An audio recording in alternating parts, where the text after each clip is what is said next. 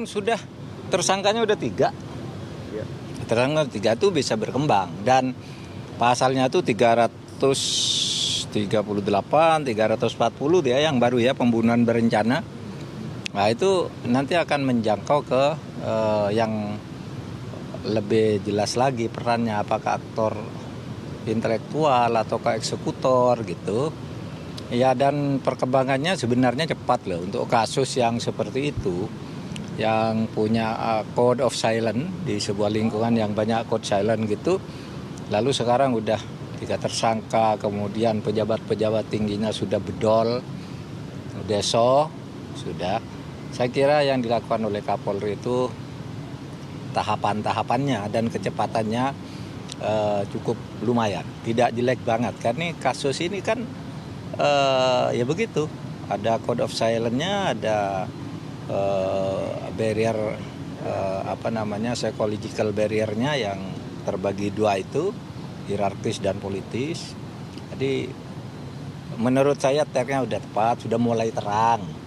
Mari kita dukung sama-sama, karena menurut saya sesuatu tuh menjadi terang kalau medianya tetap mengawal, kemudian NGO-nya tetap mengawal, lalu pemerintah tuh dapat feedback yang bagus. Dan itu yang sekarang terjadi. Silakan aja diawasi, setiap ada apa-apa diinformasikan juga. Gitu. Karena berkat Anda semua, berkat NGO, berkat kesungguhan Polri, berkat arahan Presiden yang tegas. Jadi yang dulu semua diskenariokan itu sudah terbalik. Semua dulu kan katanya tembak-menembak, sekarang tidak ada tembak-menembak. Yang ada sekarang pembunuhan. Sesudah dilacak lagi siapa aja yang terlibat, mulai menyentuh banyak orang gitu kan. Kan sudah mulai terbuka dan Kapolri kan sudah jelas ya, langkah-langkahnya itu sudah terukur dan bisa dipertanggungjawabkan menurut saya untuk kebaikan Polri ke depan. Ada target nggak Pak dari Presiden supaya segera diselesaikan gitu Pak? Pokoknya secepat-cepatnya. Nah, belum berlarut-larut. Ini dulu kalau tidak ada perubahan mungkin bisa terjadi dark number ya, perkara tidak ada pelakunya kan, banyak di dalam teori ilmu hukum. Kalau ini sudah ada kok pelakunya, ada dari korban yang jelas. Kalau you baca buku peradilan yang sesat itu kan banyak sekali dark number yang latar belakang seperti ini, tapi ini kan enggak. Tinggal memburu aja dan kemudian memberi konstruksi hukum yang jelas. Yang dulu diskenariokan sekarang sudah terbalik. Itu yang dikatakan oleh Pak Mahfud MD, Menko Polhukam tadi di depan rekan-rekan media. Termasuk tadi juga sudah menjelaskan bahwa memang sebelumnya ada psychological barrier, ada sebuah hambatan, baik itu secara politis maupun secara hierarkis. Tadi juga sudah disinggung seperti yang sudah sempat saya sampaikan juga di awal pembuka acara kita. Ada code of silence dalam komunitas ini ataupun institusi ini. Ada orang-orang atau pihak-pihak yang memilih untuk diam, bungkam, dan juga menahan informasi, tidak menyampaikan kejadian yang sebenarnya karena keinginan sendiri ataupun juga karena tekanan. Tapi yang kita tahu bahwa memang saat ini Baradae sudah mulai buka suara sehingga ada nama-nama lain juga yang ditetapkan sebagai tersangka. Tadi kita dengarkan Pak Mahfud mengatakan ada 3 tersangka, sementara kalau polisi juga baru mengumumkan 2 tersangka yaitu Baradae dan Brigadir RR yang merupakan ajudan dari Ibu Putri Chandrawati. Nah kabarnya dalam keterangan kepada media berikutnya Pak Mahfud mengatakan bahwa tersangka yang ketiga adalah K. Ini merupakan supir dari Ibu Putri Chandrawati. Itu yang sempat dijelaskan oleh Pak Mahfud MD. Tapi nanti kita akan tunggu keterangan dari pihak kepolisian.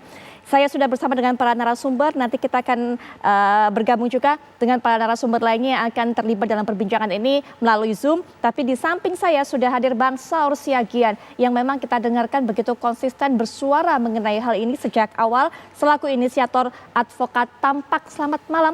Bang Saur. Mbak Putri. Bang Saur, bagaimana mendengarkan apa yang disampaikan oleh Pak Mahfud MD? Ini seperti ada sebuah sinar matahari yang terang yang menghapuskan awan kelam selama ini dalam kasus ini. Tampak 2 minggu lalu waktu melaporkan saudara Perdi Sambo sama Brada E ke Propam, dari awal kami sudah mengatakan ini bukan soal tembak menembak, tapi ini pembunuhan. Jadi waktu itu saya kira bisa dilihat jejak digitalnya.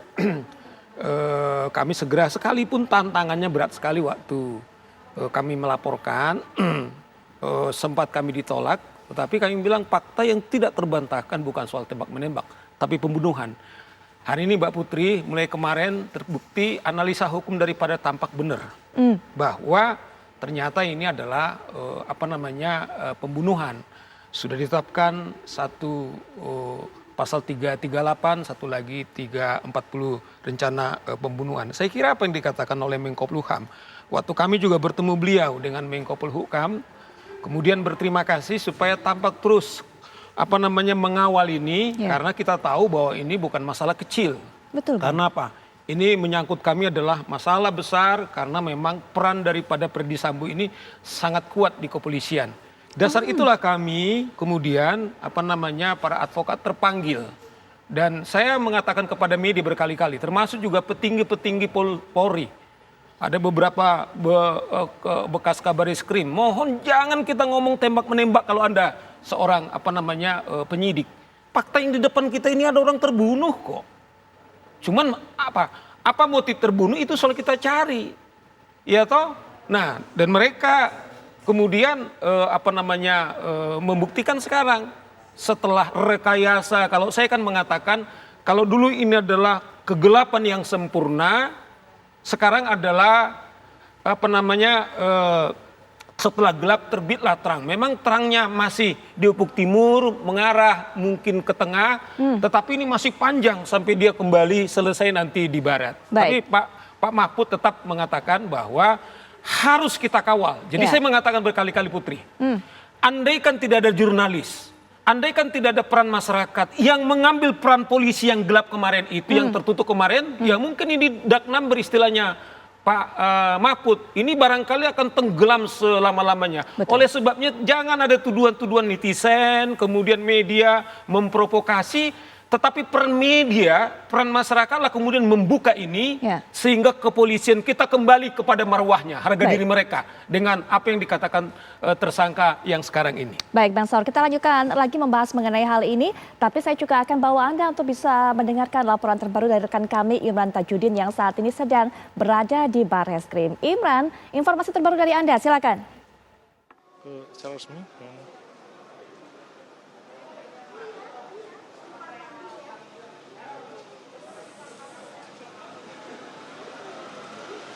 Ya, sejauh ini pihak dari Mabes Polri, terutama dari Barreskrim Mabes Polri, sudah menetapkan 2 tersangka.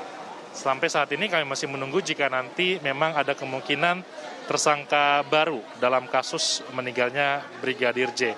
Nah, kalau kita lihat 2 tersangka ini memang adalah ajudan dari keluarga Irjen Ferdy Sambo. Yang pertama adalah Baradae, ini ditetapkan pada awal Agustus lalu, disangkakan pasal 338, dan juga yang terbaru kemarin tanggal 7 adalah Brigadir RR yang kemudian ditetapkan menjadi tersangka baru dalam kasus meninggalnya Brigadir J, disangkakan pasal 340, subsidiar pasal 38, jungto pasal 55 dan pasal 56 KUHP. Nah, kedua tersangka ini memang berada di lokasi pada saat peristiwa penembakan terhadap Brigadir J. Nah, Brigadir RR sendiri memang sebelumnya sempat diperiksa juga oleh pihak Komnas HAM. Dalam pemeriksaan tersebut, Brigadir RR ini menyebutkan bahwa dirinya memang berada di lokasi, tapi tidak melihat secara utuh peristiwa tembak-menembak antara polisi ini yang akhirnya mengakibatkan meninggalnya Brigadir J. Jadi kemungkinan besar nanti akan ada pemeriksaan lebih lanjut di rutan Barreskrim, di mana lokasi dari Brigadir RR ini kemudian ditahan. Nah, pihak Barreskrim sendiri ketika menetapkan Brigadir RR sebagai tersangka ini tidak menjelaskan secara rinci sebenarnya apa peran dari Brigadir RR pada saat peristiwa itu. Kalau kita tarik ulur, sebenarnya ini adalah juga upaya dari pihak kepolisian untuk kemudian membuka secara terang. Pihak atau juga Kapolri sudah menjelaskan bahwa ini juga berjalan paralel begitu, baik dari Irsus atau Inspektorat Khusus yang kemudian memeriksa secara kode etik begitu terhadap ada 25 orang yang kemudian diperiksa berkaitan dengan dugaan pelanggaran kode etik dan juga kemungkinan atau juga tim khusus yang kemudian melakukan pemeriksaan atau penyelidikan di ranah hukum begitu atau justice. Nah, kalau melihat kasus ini tidak menutup kemungkinan akan adanya tersangka baru dari pelanggaran kode etik yang kemudian akan kemudian diperiksa begitu. Jika memang ada unsur pidana, maka kemudian akan dipidanakan, begitu akan diproses hukum. Itu juga yang ditegaskan oleh pihak Kapolri.